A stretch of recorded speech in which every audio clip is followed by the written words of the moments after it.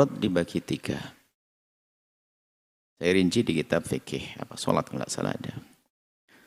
Pembagian ini sengaja kami hadirkan untuk mempermudah. Pertama, aurat di dalam sholat. Kalau aurat di dalam sholat bagi seorang wanita adalah sekujur tubuhnya kecuali telapak tangan dan wajah. Dalam sholat wajah tidak ditutup, telapak tangan boleh dibuka. Dhuhran wa batnan. Jadi nggak usah ditutup boleh. Yang biasanya kalau ada orang membuat dikasih pengikat ini adalah untuk ininya tidak turun, bukan untuk menutup punggung telapak tangan. Jangan terseksa dengan ustadz yang salah paham dalam hal ini. Harus ditutup ujungnya. Gimana ada baju sebelahan begini nih? Ini bajunya robot itu. Yang nongol ke sini begitu ya.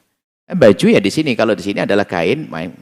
Jadi dhuhran wa batnan boleh dibuka. Ini boleh dibuka. Dalam sholat. Dalam sholat ini gambarannya tidak ada laki-laki ya, tenang dulu. Ini bukan di depan laki-laki, ngomong di depan sholat, di hadapan Allah. Apalagi tadi balik ke majelis sholatnya di kamar yang sepi, rapi kita. Nah, kemudian wajah. Kalau laki-laki adalah antara pusat dengan lutut, ini adalah kewajiban. Kalau masalah estetika, keindahan ya lain lagi. Masa nanti seorang khotib pakai kolor, yang penting lutut dengan pusat ketutup, ya gila sakit dia itu.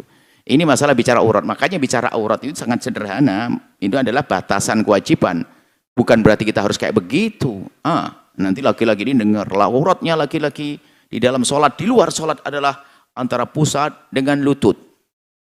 Besok khatib di Masjid Agung adalah pakai kolor. Yang penting pusat sama lutut ketutup. Ini disebutkan dalam kitab fikih. Anda ini ngantuk.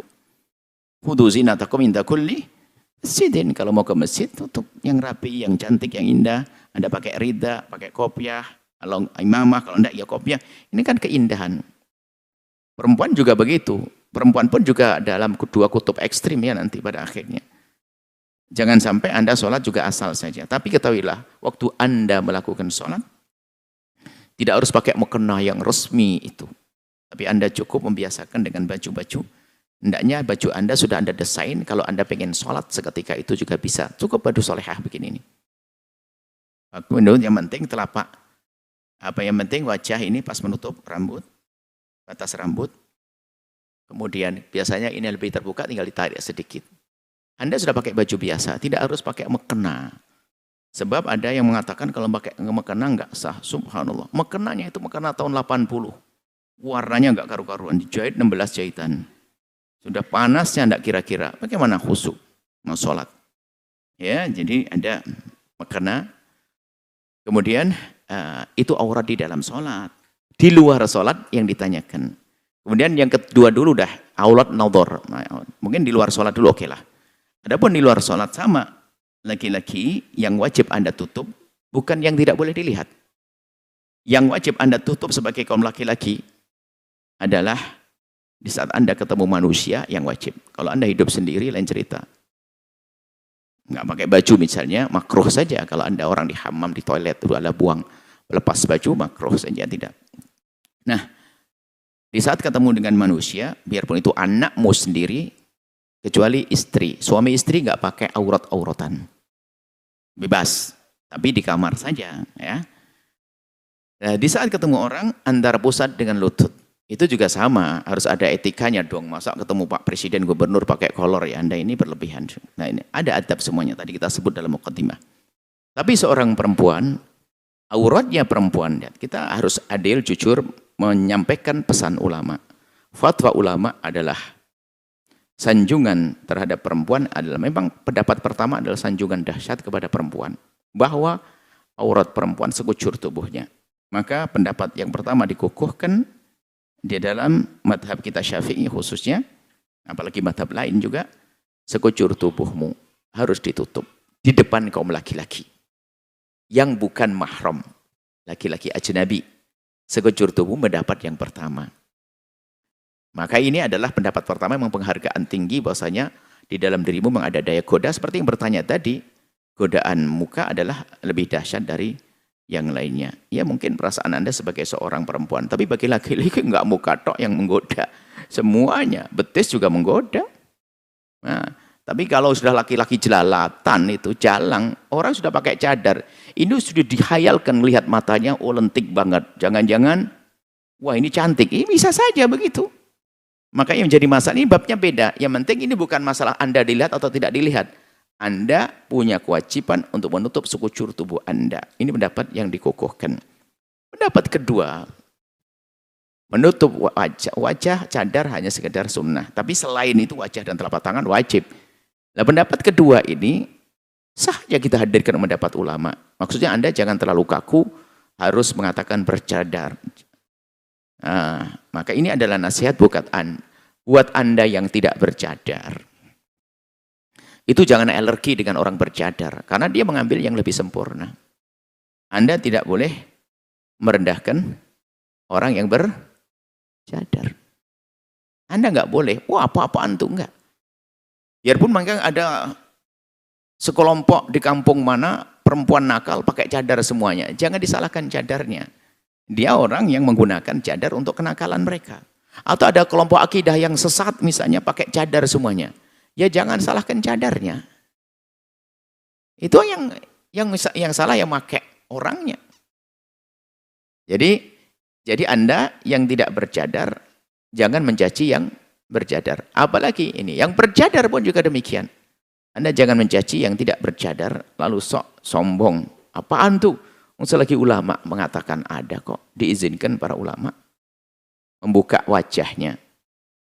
Tentunya wajah itu sendiri harus dijaga agar tidak dengan dandanan yang menunjukkan kalau dia tabarruj. Tabarruj itu mungkin sederhananya menor. Buat pusing cermin tuh. Cerminnya pusing intinya. Apaan nih gitu loh. Buat cermin orang. Ini ya, jadi kalau wajar saja sah. Makanya nanti kalau kita hubungkan dengan hadis-hadis yang lain, perempuan yang memang membuka wajahnya tetap harus dia menjaga kehormatannya. Baik, kemudian untuk telapak kaki di dalam sholat memang harus ditutup. Tidak boleh kebuka dari atas, dari kiri kanan. Kalau dari bawah nggak apa-apa. Misalnya ada di atas kelihatan dari bawah, ini Anda tetap sah sholatnya. Biarpun kita laki-laki nggak boleh ngelihat, ini babnya beda. Ini bab wajibnya Anda menutup. Nah kemudian urusan kaki di luar sholat, urusan kaki di luar sholat memang ada perbedaan dalam hal ini. Sama kasusnya dengan wajah. Jika memang kegiatan Anda rapat, padat semuanya, susah dengan kaos kaki, maka di saat susah dengan kaos kaki, Anda bisa melepas kaos kaki. Tapi di saat Anda menduga bahasanya nanti bakal kaum pria melihatku, Anda pakai kaos kaki lagi. Bukan itu orang pelin-pelan, menyesuaikan keadaan. Musim hujan, gerimis becek, musim dingin, pakai kaos kaki, lembab, semuanya masuk angin nanti. Ya, tapi pakai sepatu enggak apa-apa, bagus. Jadi disesuaikan saja. Yang jelas telapak kaki, ada sebagian para imam mengatakan kaki adalah bukan termasuk bagian aurat ya, sehingga boleh terlihat.